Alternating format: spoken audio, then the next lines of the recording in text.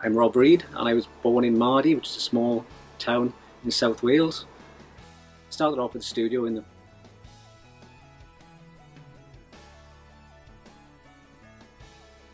but then moved on down to Porth, down in the Pop Factory.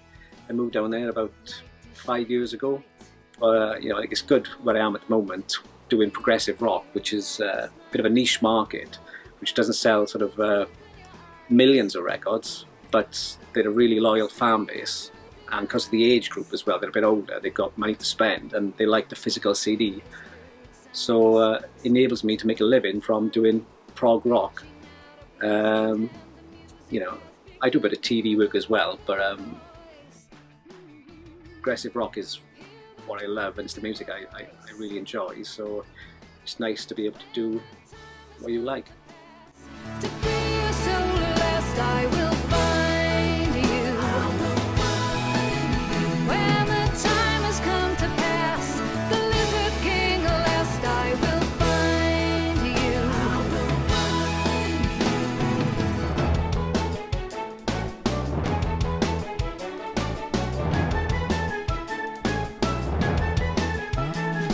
The love I'm looking for, descending from above.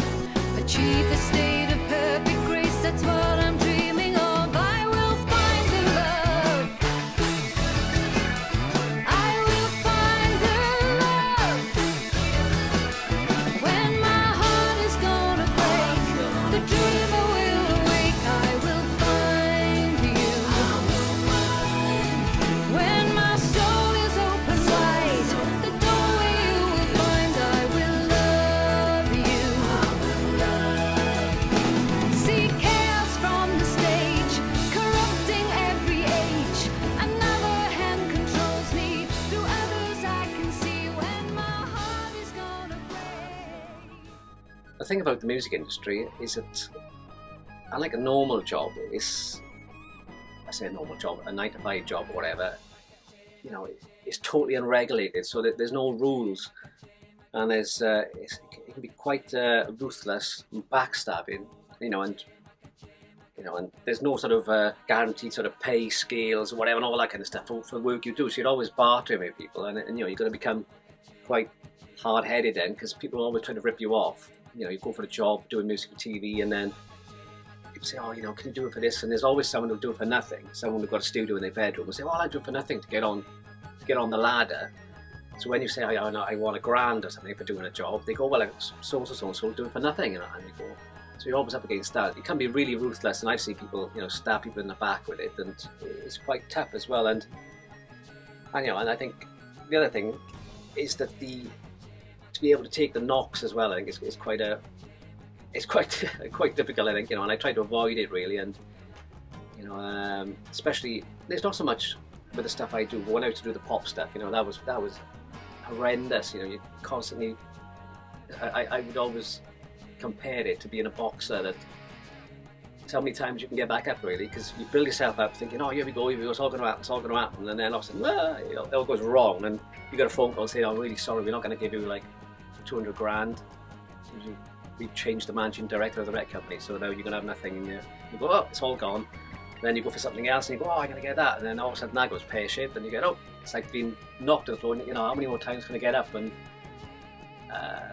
put up with the sort of rejection of it all? So you do get, you get quite hard really to all that kind of stuff. But again, it is exciting, and the ups and downs of it all, and it's just getting used to dealing with all that kind of stuff. So there's a lots of sides to it. It's not just making the music, it's everything else as well. The making the music part is the easy part. The other bit is all the nonsense, that all the hats you got to wear, and handshaking, and how can I say it politely? It's just nonsense you got to speak really, and something I find quite difficult to do all that. But unfortunately, you've got to do it to get on. When I started off, I think when you're younger, in your teens, you always have this dream of being a pop star and being on top of the pops and selling millions of records and going around the world and touring and things. So I think you've got to have this self-belief when you start off, that you are going to be famous, and you've got to have a bit of an arrogant streak in you, that you think you're the best and everything. Yeah, I think being self-employed and your own boss can be a double-edged sword as well, because, you know, some people think, oh, it's great, you can come in and work whenever you want and all that kind of stuff, and, you know, be your own boss and all this. But it does mean that then you've got to work 24/7 then, really, and you never stop, you know. Whereas some people have got a 9 to 5, they can leave their jobs behind when they come home at 5 o'clock and just get on with life. Unfortunately, when you're self-employed, especially doing what I do, you know, I do one job in the day, then you come home at night and you can do the second part of it, is doing all the sort of selling of the CDs and the million emails from people buying your CDs and all this kind of stuff. And it's tough then to actually stop and actually have a sort of family life outside all that, because you're constantly working. You know, when you've got phones and emails and, you know, constantly available. So sometimes, you know, I do yearn to be able to sort of switch off at 5 o'clock. It would be great to do that, I think. You know, but then on the other side of the coin, I'm sort of obsessed with working and workaholic as well. And I do enjoy it so much, really, and, you know, you can't beat the buzz of making music and selling your own music as well, really. So it does become quite addictive, and I think as my family would say, really, that you know, I do work too much, but, you know, it's the nature of the beast, really. And I think you gotta do it to make money, really, and survive, and it allows me to do everything I want to do musically as well. But as I said, it is a double-edged sword. It's not always as glamorous as it seems. And you can hear that theme through the album on guitars, basses, on vibraphones. It's a section where it comes in.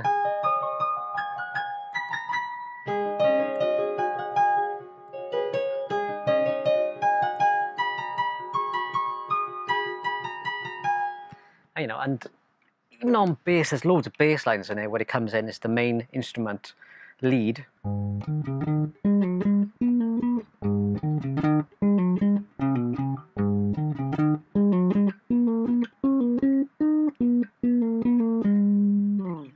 It's always difficult, I think, when you have to go and do shows and gigs and concerts and things.